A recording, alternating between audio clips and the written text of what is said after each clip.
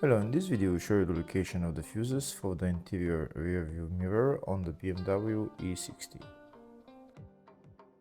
This location of the fuse is for cars up to the year 2005. Before I show you the location of the fuses, first I'll show you the location of all the main fuse boxes on this BMW E60. There is one fuse box here in the engine bay area. It's located just underneath the cabin filter. You need to remove the cabin filter, you need to remove this plastic cover as well, and then you need to remove the fuse box cover, which is held by those bolts.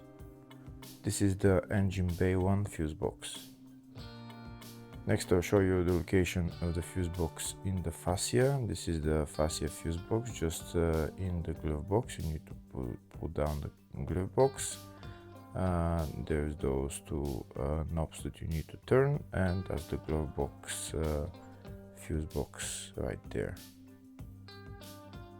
There's another main fuse box for this car, and it's located in the load area.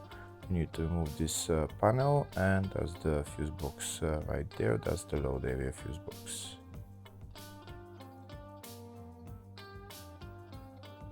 In the description of the video I have links to tools that I recommend for doing jobs like this. Just check out the description of the video. Next I'll show you a diagram of all the fuse boxes for this BMW E60 up to year 2005. That's the engine bay fuse box that I showed you, the fascia fuse box which is in the glove box, and the load area fuse box which is in the load area, and then load area 2 fuse box which is on the battery.